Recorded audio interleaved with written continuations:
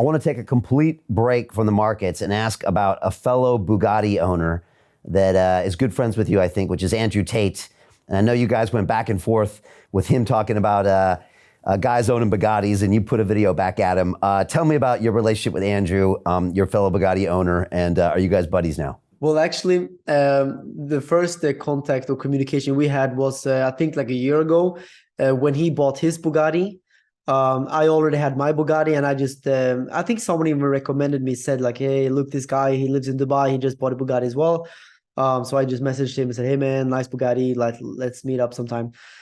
And yeah, that's just how that happened. And that was before he became like very, very, very well known. Just a few months later, that's when he just blew up and became the most Googled person on the planet and all of these things. You know, it's just mind-blowing, actually. He's a genius. I have to say, like, it's really genius. If the objective is to reach massive fame, he's a genius because he clearly did that. But yeah, then of course he also has the side of him where he speaks very controversially, some would say. Obviously, the word controversial is like very subjective. Like someone thinks it's controversial, someone else thinks it's just facts or whatever. But so he creates a lot of lovers and haters. So he has like extremes. It's really like hardcore fans and hardcore haters. And I guess it's very good for engagement and fame. And I think he's making great money also from it. So he's doing very well, and he lives here in Dubai just like me, and yeah, he's doing well. All right, and you made like a Bugatti video kind of back at him a few months ago, I think, when he was like calling out Bugatti kids or something, right? Yeah, exactly. I made some funny videos, and yeah, I'm just having fun about it. It's fun. I think it's it's important to be able to use humor in the world, and yeah. It's fun. Yeah, it's a marketing masterclass, like you said. I mean, he really did something special in a market that's already crowded with people trying to get at people's attention. And he did it. And like you said, he's polarizing. But I had someone on here recently talking about it. And I said, look, it doesn't just happen because you want it to happen and you want to put these polarizing views out there. There's a huge part of the world that feels there's truth in this message or is yearning for someone to say what no one is prepared to say. And honestly, he tells a truth. And again, all our versions of the truth are very subjective, but it's a truth that is true to some people, and they're not able to hear it in most places because it's not okay to say that. And I think the world is yearning for, different people that are a little more based in reality and aren't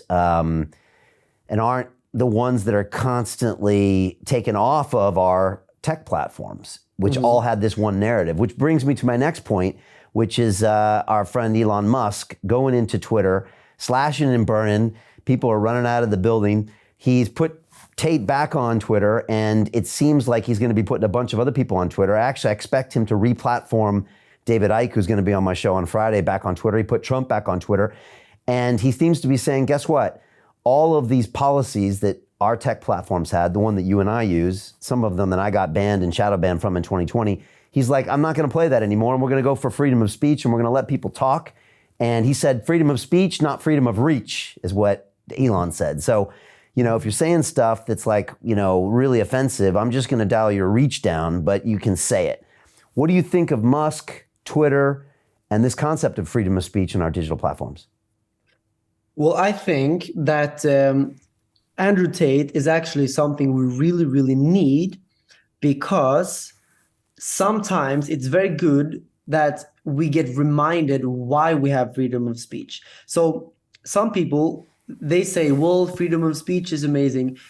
But as soon as someone comes and says something that they find offensive, then they say, well, it's not okay if he says it, So people, they cherry pick. But that's why someone like Andrew Tate is very important. Someone who comes and says very, very quote unquote offensive things. Of course, it's just subjective, right?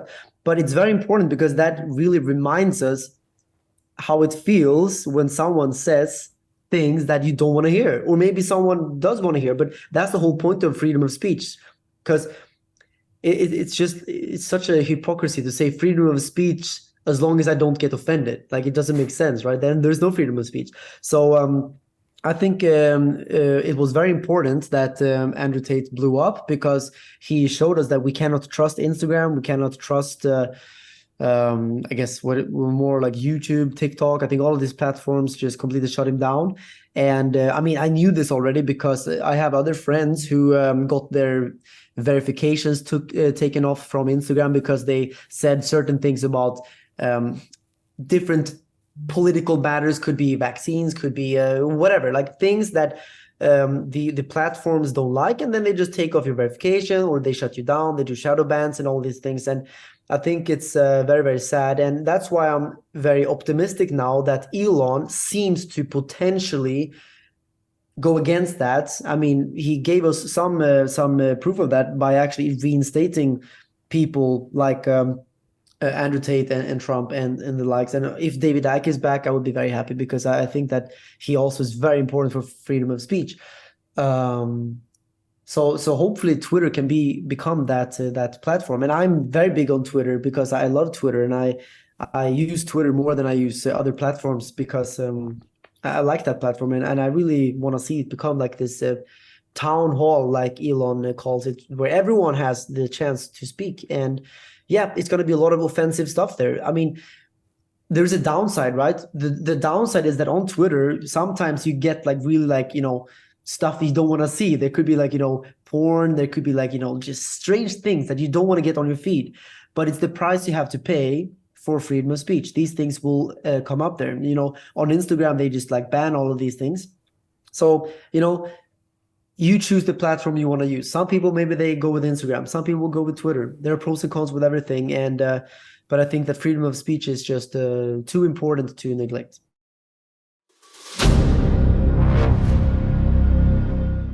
I'm looking for partners, collaborators, colleagues who want to join forces with me around the globe and create real value, generational wealth, and financial freedom for everyone else around the world. Get involved in the cryptocurrency markets, get involved in the NFT markets. This is your moment. Life all comes down to a few moments. Don't let this pass. Now it's not too late. Next year's going to be too late. Ultimately, this is about freedom. That's the way I see it. This is about giving power back to the people and enabling billions of people worldwide to use the financial markets to improve their lives and those of their friends and their families and their communities. Honestly, I think it's a violation of human rights not to allow people basic access to financial services. Because right now people are being kept in the dark, they're being robbed of education, and it's a travesty. And so I'm looking for people that want to join me and be a part of this solution. And that all happens inside the DeFi Academy.